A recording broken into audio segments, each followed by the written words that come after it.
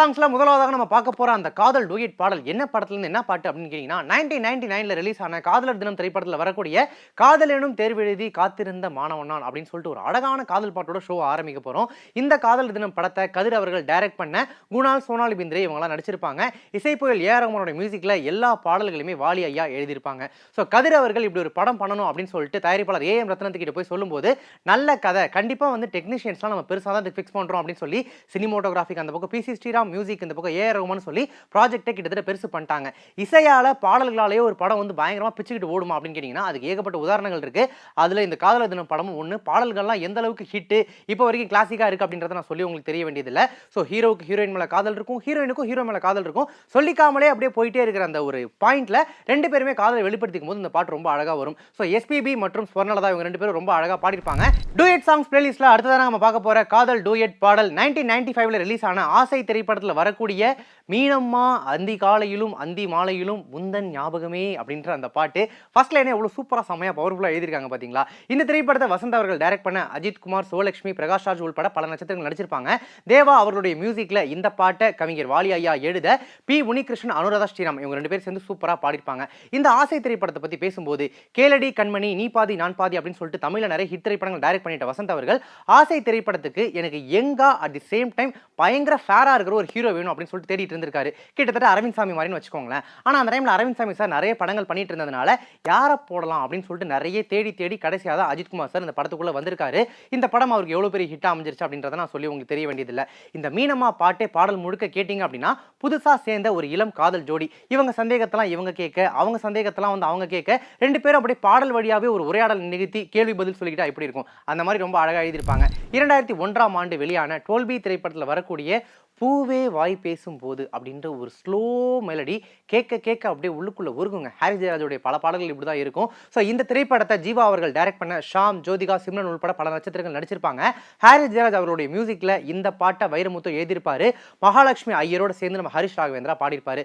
இந்த படம் 1998ல ரிலீஸ் ஆன பிரிட்டிஷ் அமெரிக்கன் டிராமாவான ஸ்லைடிங் டோர்ஸ் அப்படின்ற ஒரு திரைப்படத்தினுடைய அன்அஃபிஷியல் ரீமேக் அப்படின்னு சொல்லப்படுது. ஸோ இந்த படம் நீங்க பார்த்திருப்பீங்க. ஒரு விஷயம் இப்படி நடக்காம அப்படி நடந்துருந்துச்சுன்னா எப்படி இருக்கும் அப்படின்னு சொல்லிட்டு ஒரு சின்ன தேரி இருக்கு இல்லையா, அந்த தேரி வச்சு தான் அந்த படத்தை எடுத்திருப்பாரு. ஸோ டைரக்டர் ஜீவா சாரை பத்தி நம்ம நிறையவே பேசியிருக்கோம். ஐரானிக்கலா என்ன அப்படின்னா இதுக்கு முன்னாடி பார்த்த ஆசை திரைப்படத்துடைய சினிமோட்டோகிராஃபரும் அவர் தான். ஸோ அவருடைய திரைப்படங்கள்ல எப்பவுமே யாரையாவது ஒருத்தர் அறிமுகப்படுத்தணும் அப்படின்னு நினைப்பாரு. அந்த வகையில ஷாம் அவர்கள் தடுமாறிட்டு இருந்த டைம்ல இந்த படம் தான் அவருக்கு அடையாளமாவே இருந்துச்சு அப்படின்னு சொல்லலாம். ஸோ இந்த பூவே வாய் பேசும்போது பாட்டை பத்தி சொல்லும்போது காதல் ஜோடிகள் ஒன்று சேர்ந்துடுறாங்க. அப்புறம் சில பல புரிதல்கள் இல்லாம ரெண்டு பேரும் பிரிஞ்சிடுறாங்க. அப்புறம் மறுபடியும் அவங்களுக்குள்ள ஒரு அழகான கனெக்ட் வருது, ரெண்டு பேரும் ஒன்று சேர்றாங்க அப்படின்னா அந்த காதல் எவ்வளவு மீனிங்ஃபுல்லா அழகானதா இருக்கும் அப்படின்ற மாதிரியான ஒரு சிச்சுவேஷன்ல தான் அந்த பாட்டு இடம்பெறும். டூயட் சாங்ஸ் பிளேலிஸ்ட்ல அடுத்த தடவை நம்ம பார்க்க போற காதல் டூயட் பாடல் 2005ஆம் ஆண்டு வெளியான கண்டநாள் முதல் திரைப்படத்தில் வரக்கூடிய பனித்துளி பனித்துளி அப்படின்ற அந்த பாட்டு. ஸோ ரொம்ப அழகான லவ் மெலடி. இப்போ வரைக்கும் நிறைய பேருக்கு ஃபேவரட்டா வந்து பிளேலிஸ்ட்லாம் வச்சு நீங்களும் என்ன மாதிரி கேட்டுட்டு இருப்பீங்க அப்படின்னு நம்புறேன். இந்த திரைப்படத்தை வி பிரியா அப்படின்னு சொல்லிட்டு ஒரு நியூ கமர் டைரக்டர் தான் வந்து டைரக்ட் பண்ணியிருப்பாங்க. அவங்களுடைய டைரக்ஷன்ல இந்த திரைப்படத்தில் பிரசன்னா, லைலா உள்பட பலர் நடிச்சிருப்பாங்க. பிரகாஷ் ராஜ் இந்த திரைப்படத்தை தயாரிச்சிருப்பாரு. யுவன் சங்கர் ராஜா மியூசிக்ல எல்லா பாடல்களையுமே தாமரை எழுதியிருப்பாங்க. இந்த பனித்துளி பாட்டை தாமரை அவர்கள் எழுத கே ஸ்ரேயா கோஷல், தன்விஷா இவங்கலாம் சேர்ந்து ரொம்ப அழகா பாடியிருப்பாங்க. ஸோ இந்த படத்தோட பிளாட்டே பாருங்களேன். ஹீரோவும் ஹீரோயினும் வந்து சின்ன வயசுல இருந்து ஃப்ரெண்ட்ஸா இருக்காங்க. அதுக்கப்புறம் அவங்களுக்குள்ள ஒரு காதல் மலருது. ஒருத்தருக்கு ஒருத்தர் பிரிய முடியாம தவிக்கிறாங்க. இந்த மாதிரி கான்செப்ட்ல பிரியாத வரம்பு படத்துல ஆரம்பிச்சு திருச்சிற்றம்பலம் வரைக்கும் எவ்வளவோ படங்கள் வந்துருச்சு போயிடுச்சு.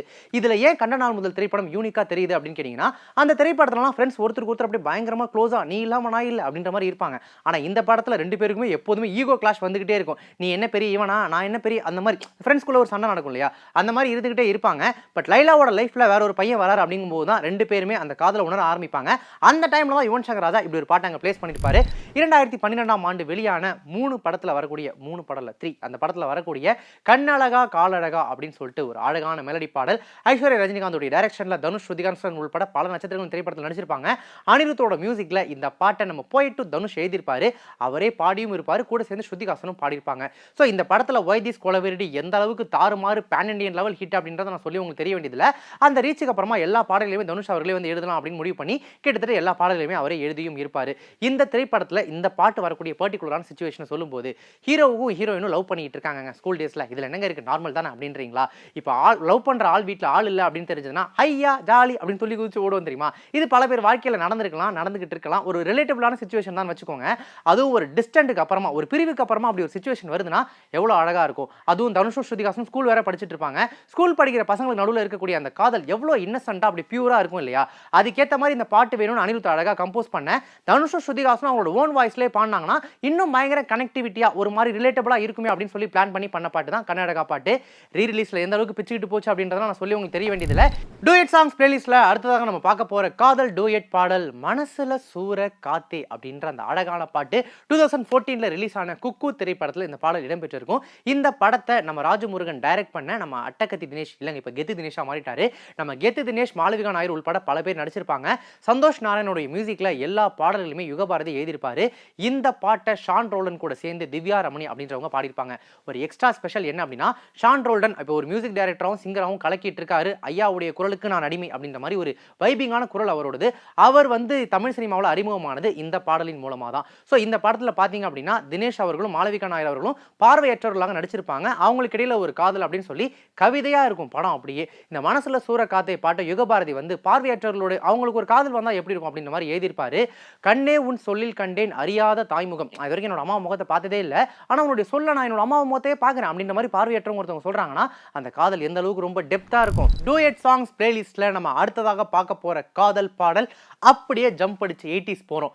இசைன்னு இருந்தா இளையராஜா இல்லாமலா, ஸோ காதல்னு இருந்தா அங்கே இசை இல்லாமலா அப்படின்ற வகையில் அங்கே வந்து நிறைய காதல் படங்கள் நிறைய காதல் பாடல்கள் இருக்கு. அதில் ஒரு சில பாட்டை சூஸ் பண்ணி கொண்டு வரதான் சாதாரண விஷயம் கிடையாது. இருந்தாலும் நாங்கள் ஒரு பாட்டு எடுத்துட்டு வந்திருக்கோம். 1986ல ரிலீஸ் ஆன கடலோர கவிதைகள் திரைப்படத்தில் வரக்கூடிய கொடியிலே மல்லிகைப்பூ மணக்குதே மானி. எனக்கு அந்த பாட்டை பாடதான் வருது, பாடுனா நீங்க அடுத்து பாட்டு வர்ற பாட்டை பார்க்க மாட்டீங்க, வெறுத்து போய் ஓடிடுவீங்கன்ற பயத்தில் நான் பாடல. ஸோ இந்த படத்தை பாரதிராஜா அவர்கள் டைரக்ட் பண்ண நம்ம சத்யராஜ், ரேகா உள்பட பல பேர் நடிச்சிருப்பாங்க. இசைஞானி இளையராஜா அவருடைய மியூசிக்ல இந்த பாட்டை வைரமுத்து எழுதியிருப்பாரு. பி ஜெயச்சந்திரன், எஸ் ஜானகி அம்மா அவங்க 2 பேர் சேர்ந்து பாடியிருப்பாங்க. So P Jayachandran sir Tamil சினிமாவில் one of the underrated at the same time ரொம்ப பியூட்டிஃபுல்லான ஒரு வாய்ஸ் அப்படின்னு சொல்லலாம். அவருடைய குரல்ல இந்த பாட்டெல்லாம் வேற மாதிரி ஒரு ஃபீல் கொடுக்குங்க. இந்த பாட்டு நடுவில் நீங்க கவனிச்சிருப்பீங்களான்னு தெரியல, நித்தம் நித்தம் அப்படின்ட்டு ஒரு இடத்துல இழுப்பாரு, அவ்வளவுதான் அப்படியே ஆன்மா பிரிஞ்சு காத்தோட காத்தா கலந்து போயிடும். அவ்வளவு சூப்பரா பாடியிருப்பாரு. இந்த படத்தை பொறுத்த வரைக்கும் ஒரு டீச்சருக்கும் மாணவனுக்குமான காதல் என்னங்க சொல்றீங்க இதெல்லாம் அப்படின்ற மாதிரி உங்களுக்கு தோணலாம். ஆனா படம் பார்த்தீங்கன்னா அதை ரொம்ப அழகா வந்து கன்வே பண்ணியிருப்பாங்க, ரொம்ப அழகா வந்து அதை எழுதியும் இருப்பாங்க. டூயட் சாங்ஸ் பிளேலிஸ்ட்ல நம்ம ஷோல கடைசியாக பார்க்க போற பாட்டு ஒரு மாஸ்டர் பீஸ், ரொம்ப ஸ்பெஷலான பாட்டு அப்படின்னு சொல்லலாம்.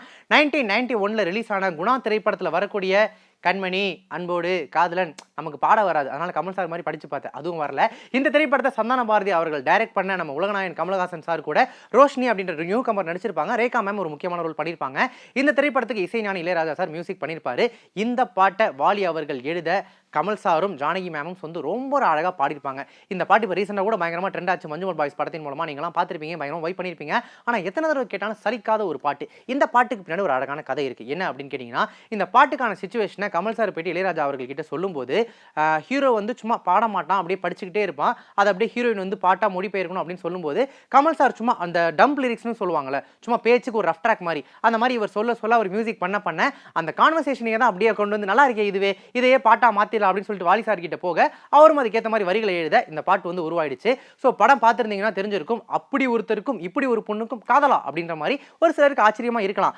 அதுக்கும் பதில் சொல்ற விதமா மனிதன் உணர்ந்து கொள்ள இது மனித காதல் அல்ல, அதையும் தாண்டி புனிதமானதுன்னு பாட்டுக்குள்ளே ஒரு அழகா மெசேஜ் வச்சிருப்பாங்க.